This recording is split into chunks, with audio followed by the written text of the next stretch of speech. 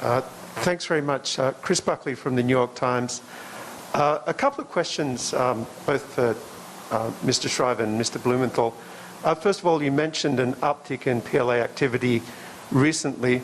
I'm wondering, particularly in the light of your conversations in Taiwan, what do you expect from the PLA in the coming 12 months leading up to the Taiwanese election?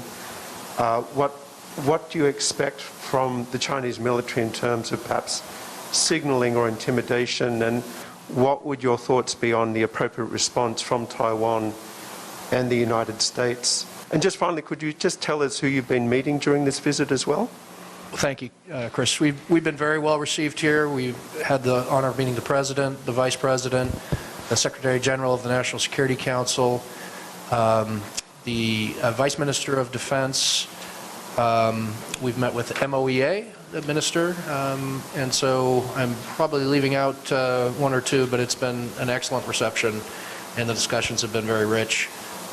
In terms of PLA activity, I think these kinds of activities can have several purposes, one of which is the political signaling and trying to affect the mood and optimism and attitude of people on Taiwan. And with regard to the upcoming election, I think we'd anticipate more of the same. They can also have, of course, military and operational purposes, training for the PLA, testing the response and reaction from Taiwan and Taiwan supporters. Those aren't mutually exclusive. They can both be objectives that are carried at the same time.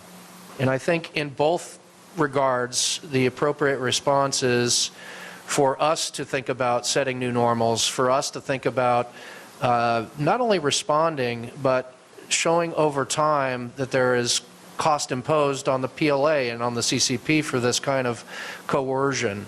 So supporting Taiwan, trying to provide assurance, reassurance as Taiwan carries forward with its own election, but also taking, frankly, a page out of the PLA's playbook. When they provoke, we should do things that are incrementally different and beyond what we've done before in ways that strengthen our military relationship and better posture us from a defense perspective. So I don't know what our administration will do or what will be worked out between the U.S. and Taiwan, but that's certainly something I would advocate.